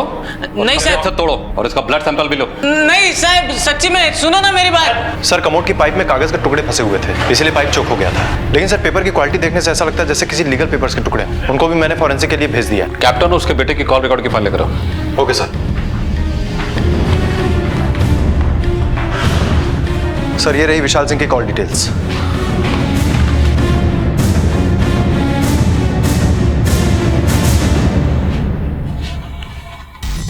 कॉल रिकॉर्ड के मुताबिक कैप्टन ने आखिरी कॉल अपने बेटे को किया था। जैसा कि मंदार ने बताया कि अब कैप्टन ने अपने बेटे से बात की, फिर वो अपने कमरे में चले गए। बेटा घर आने वाला था लेकिन आया नहीं। कैप्टन के बेटे विशाल सिंह के मोबाइल के लोकेशन के मुताबिक वो घर के आसपास ही था। अब सवाल ये उठता है कि वो इतना नजदीक होते हुए भी घर क्यों नहीं आया? सर इससे तो साफ जाहिर है कि विशाल सिंह हमसे झूठ बोल रहा है। कब से एक ही कहानी सुना रहा है कि बाप घूमने गया है। सर कहीं ऐसा तो नहीं है कि वो हमें घुमा रहा है?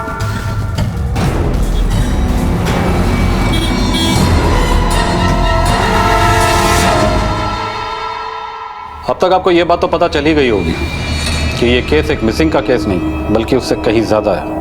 आपके पापा के घर और गाड़ी दोनों जगह से हमें खून के निशान मिले। बहुत चिंता हो रही है मुझे मेरे पापा की। बहुत देर कर दी चिंता करने में। वैसे अब एक बात की और चिंता होगी आपको। 23 नवंबर की रात आप अपने पापा के घर से लगभग 1 किलोमीटर की दूरी पर थे। हाँ, मैं पास में था। तो ये बात आपने हमसे छुपाई क्यों? ये बात मुझे इतनी इंपॉर्टेंट लगी ही नहीं। 1 किलोमीटर की दूरी पर अपने पापा से मिलने नहीं जाना ये इंपॉर्टेंट नहीं है या फिर आपके पापा आपके लिए इंपॉर्टेंट नहीं है? आप लोग मुझे गलत समझ रहे हैं। एक्चुअली मेरी वाइफ की मेरे पापा से बिल्कुल बनती नहीं है।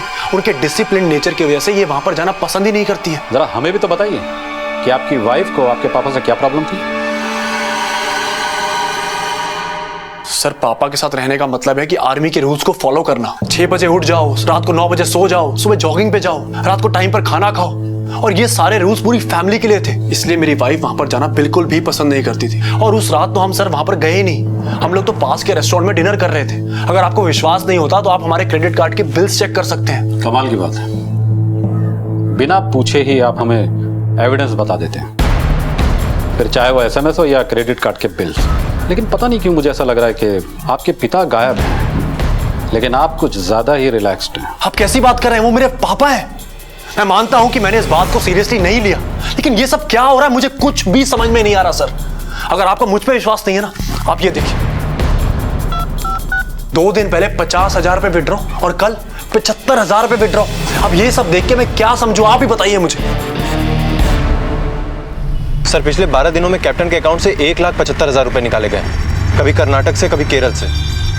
सर ये बात नॉर्मल नहीं है। पिछली बार हमें CCTV फुटेज से कुछ नहीं मिला, इस बार दोनों जगह से मंगाओ।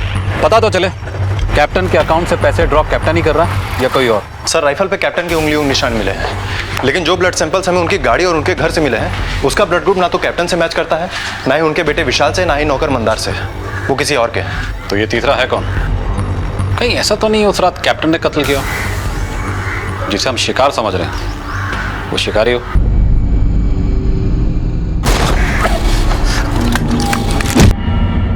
सर वॉचमैन के हिसाब से कैप्टन 3:30 बजे रात में गाड़ी में निकले। हो सकता है गाड़ी में लाश हो, उसी की जिसके ब्लड सैंपल्स हमें मिले हैं। सलाम साहब। हो सकता है कैप्टन लाश को ठिकाने लगाने के बाद भागते फिर रहे हो। सर मंदार रिमांड पे है, उसका क्या करना है? वार्निंग देके छोड़ दो, उससे कहो मुंबई से बाहर ना जाए। Okay sir.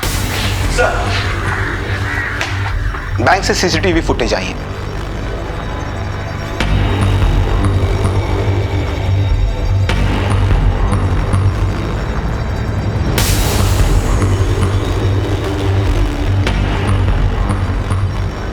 सर विड्रॉल तो हुआ है लेकिन कैप्टन कहीं नजर नहीं आ रहे हैं। कहीं हम लोग रॉन्ग डायरेक्शन में तो नहीं जा रहे हैं? मतलब? सर मतलब ये कि ऐसा भी तो हो सकता है ना कि कोई और उनके अकाउंट से पैसे निकाल रहा हो। बड़ी सफाई से सिग्नेचर किया गया, पता नहीं चलता है नकली है। पर ध्यान से देखिए, 20,000 के ओरिजिनल साइन वाले चेक का S और 50,000 के डुप्लीकेट साइन वाले चेक का S मैच नहीं करता है। कहने का मतलब यह है कि दोनों सिग्नेचर कैप्टन सिंह के नहीं हो सकते हैं।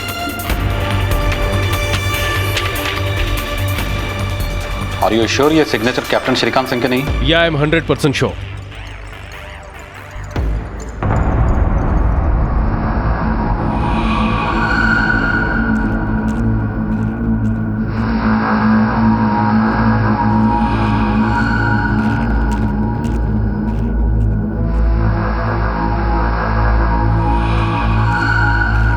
उस रात तो मैं गाड़ी के हॉर्न से जागा था, पर हाँ साहब, गाड़ी कैप्टन साहब की थी। सलाम साहब। गाड़ी के अंदर कैप्टन साहब ही थे? पक्का नहीं बोल सकता साहब। मतलब साफ है, वॉचमैन ने कार देखी, कार में किसी को देखा, लेकिन कार के हेडलाइट्स चालू होने की वजह से वो पहचान नहीं पाया। और सबसे बड़ी बात, वॉचमैन उस वक्त नींद में था और अक्सर ऐसे समय में दिमाग खुद ब खुद कुछ तस्वीरें बना लेता है और हो सकता है इसी के चलते उसे ऐसा लगा हो कि उसने कैप्टन साहब को गाड़ी से बाहर जाते हुए देखा, या फिर कोई और गया जिसे ये पहचान नहीं पाया। हो सकता है सर। कैप्टन सिंह का लापता होना, उनके घर और गाड़ी से खून के निशान मिलना और उनकी गुमशुदगी के दौरान भी उनके अकाउंट से पैसों का विड्रॉ होना। एक तरफ ये सारी बातें इस पेचीदा केस की गुत्थी को उलझा रही थी, तो वहीं दूसरी तरफ इस केस के अनजान रास्तों पर चाहे हल्की सी ही सही थोड़ी रोशनी जरूर डाल रही थी। कार में बैठा शख्स कैप्टन था या कोई और? बैंक अकाउंट से पैसे कैप्टन ने निकाले थे या किसी और ने? खून के धब्बे कैप्टन, उसके बेटे, उसकी बहन या नौकर के नहीं थे तो फिर किसके थे? सर, जैसा कि मेरा अनुमान था, फॉरेंसिक रिपोर्ट भी यही कहती है कि कमोड की पाइप से हमें जो टुकड़े मिले थे वो किसी लीगल पेपर्स के थे। सर, वो पेपर्स कैप्टन की वसीयत का ड्राफ्ट था, मगर रफ ड्राफ्ट, जो किसी वकील के बनवाने के पहले के होते हैं, जिसमें ना ही किसी नोटरी के सिग्नेचर होते हैं ना ही स्टैम्प। लेकिन सर, इस वसीयत पे किन किन लोगों के नाम थे ये पता नहीं चल पाया है, क्योंकि पेपर बुरी तरह से गल चुका था। कैप्टन की वसीयत के हकदार सिर्फ 2 शख्स हैं, एक उनका बेटा, दूसरे उनकी बहन। प्रॉपर्टी पे नजर उनके बेटे की।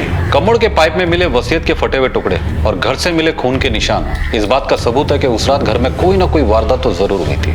कहीं ऐसा तो नहीं कि कैप्टन साहब ने अपने बेटे को वसीयत से बेदखल कर दिया और गुस्से में आकर बेटे ने बाप को मरवा डाला हो और उसने किसी को इस काम पे लगा दिया हो कि रेगुलर इंटरवल पे बैंक से पैसे विड्रॉ करता रहे ताकि किसी को कोई शक ना हो और सबको ये लगे कि कैप्टन साहब जिंदा है। हो सकता है सर। कैप्टन साहब का कोई ना कोई लीगल एडवाइजर तो जरूर होगा। पता लगा उनका लीगल एडवाइजर कौन है? मैं ना सिर्फ लीगल एडवाइजर हूँ बल्कि उनका दोस्त भी। कैप्टन साहब ने एक वसीयत बनवाई थी, शायद वो वसीयत आपने ही बनाई होगी। कैप्टन साहब वसीयत बनाने का इरादा रखते थे, इस बारे में मेरी उनसे बात भी हुई, लेकिन फाइनल ड्राफ्ट बना नहीं। आपकी जानकारी में कैप्टन साहब ने अपना फ्लैट और बाकी की जायदाद किसके नाम की? बेटे के नाम। एक ही बेटा है उनका, और किसके नाम करते हैं? क्यों? उनकी तो एक बहन भी हो सकता है कुछ हिस्सा बहन के नाम किया।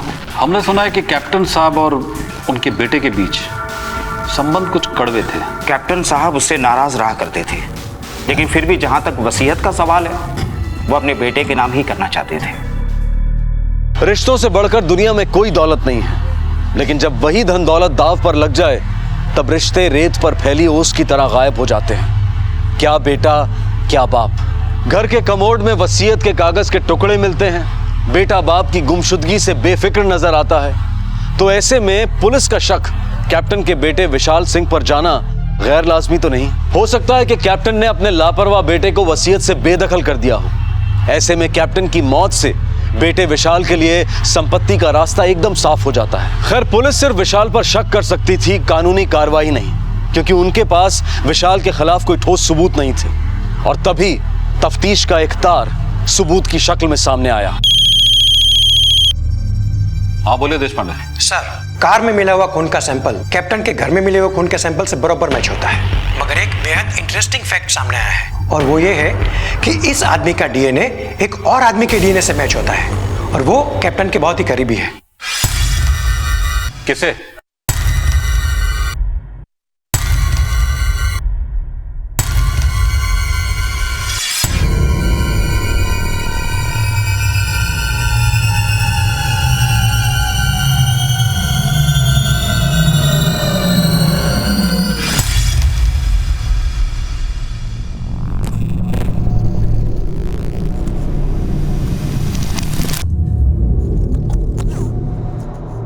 हेलो सिक्योरिटी, किसी को बाहर मत जाने दो।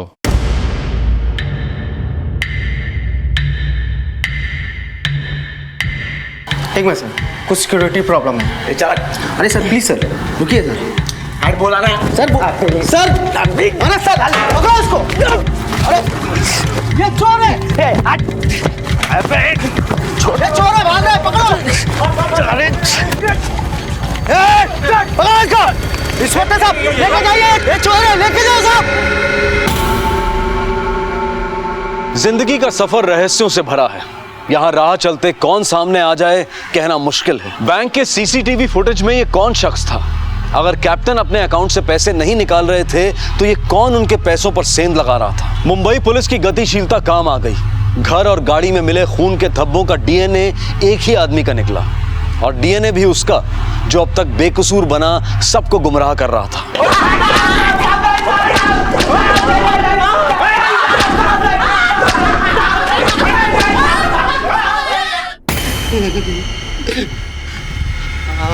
आओ साहब, मिलिंद मेरा चचेरा भाई है, पर हमने कुछ नहीं किया साहब। हाँ, हमने कुछ नहीं किया। इस आदमी का डीएनए एक और आदमी के डीएनए से मैच होता है। किसे? वो कैप्टन के घर के नौकर मंदार से। अब तक हम ये सोच रहे थे कि कैप्टन का बेटा हमें घुमा रहा है, लेकिन घुमा तो तू हमें रहा था मंदार। तेरी कुंडली तो छप चुकी है, सारी कहानी हमारी समझ में आ चुकी है। अब सीधे सीधे सच बता।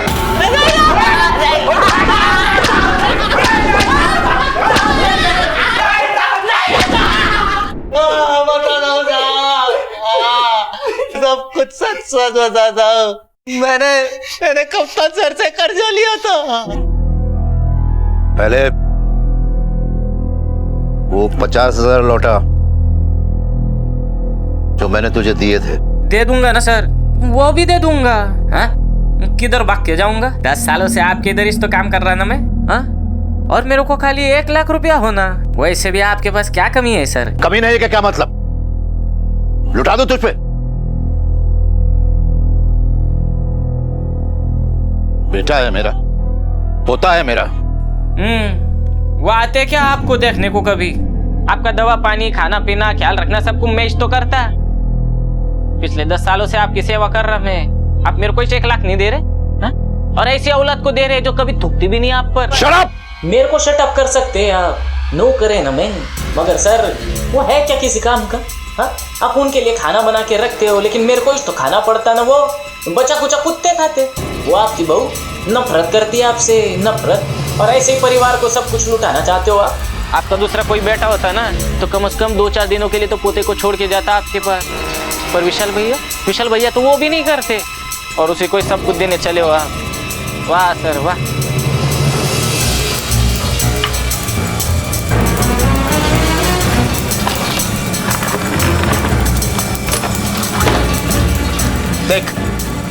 देख नालायक, अपनी वसीयत का एक हिस्सा मैंने तेरे नाम पर भी किया था, लेकिन आज मुझे तेरी नीयत में खोट नजर आ गई, इसलिए मैं इस वसीयत को फाड़ता हूं।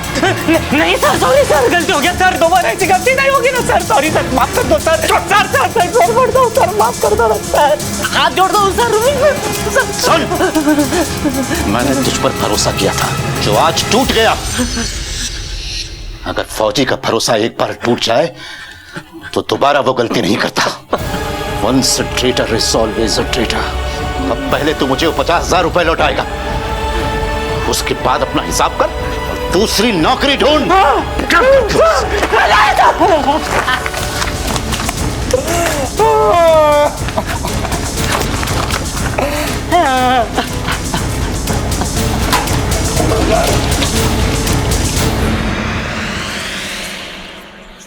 मेरे को लगा कप्तान सर का गुस्सा 1-2 दिन में ठंडा हो जाएगा। हमेशा नहीं होता था, पर इस बार तो उन्होंने ठानी रखा था कि मेरे को काम पे से निकाल देंगे। इसके लिए मैंने अपने भाई मिलिंद को बुलाया। ये बग मिलिंद, अपने को ऐसा साइन मांगता एकदम बग उनके। अरे ये तो अपने बायत का खेल।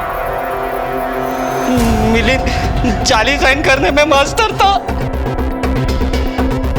और उस रात को जब उनका बेटा घर नहीं आया तब कप्तान सर बहुत दुखी हो गए थे। इसके लिए मैंने मिलिंद को पहले से बुला के रखा था।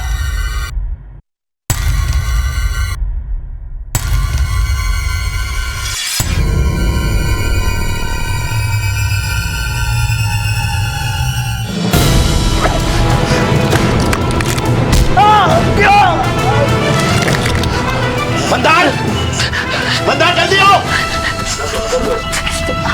मंदार कहां से आया? बोलो नहीं तो गोली मार दूंगा। बोल कौन है तू? मंदार। मंदार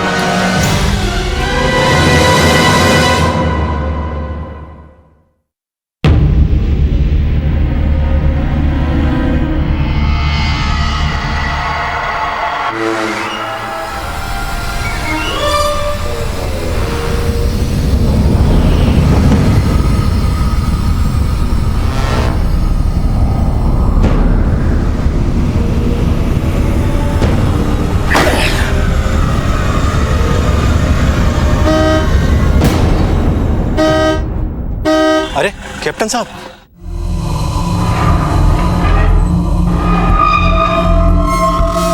सलाम साहब।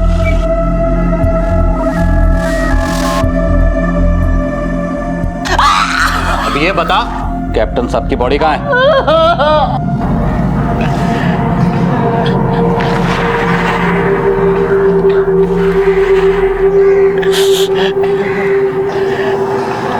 कहते हैं जहां सतर्कता घटी वहीं अपराध हुआ, लेकिन आज के इस केस में यह कहना ज्यादा सही होगा कि जहां संवेदना घटी रिश्ते बिखर गए। विशाल अगर अपने पिता के प्रति थोड़ा संवेदनशील, थोड़ा रिस्पॉन्सिव होता तो शायद मंदार जैसे लोगों की हिम्मत ही ना पड़ती। आज देश के महानगर बुजुर्गों के लिए असुरक्षित होते जा रहे हैं। आए दिन उनके साथ अपराध हो रहे हैं। ताउम्र हमारी सुरक्षा करने वाले आज बेहद असुरक्षित हैं। मंदार और उसके साथी मिलन पर आईपीसी की धारा 25, 27, 54 और 61 के तहत कड़ी कार्रवाई की गई। माँ बाप वो दौलत है जिसके बदले में जहां भी मिल जाए तो कम है, लेकिन शायद इस बात का इल्म हमें तब होता है जब वो हमारे बीच नहीं रहते। अपने बुजुर्गों का, अपने माता पिता का ख्याल रखें, उनकी इज्जत करें, उन्हें भरपूर प्यार दें। इसी विचार के साथ मैं अनूप सोनी आपसे विदा लेता हूं। फिर मुलाकात होगी अगले एपिसोड में और खुलासा करेंगे एक और जुर्म का। तब तक अपना और अपने परिवार का ख्याल रखें और देखते रहें क्राइम पेट्रोल डायल 100। सबक एक को सीख हम सबको। जय हिंद। इस तरह के और भी एपिसोड देखने के लिए हमारे चैनल को सब्सक्राइब करें और बेल आइकन दबाना ना भूलें।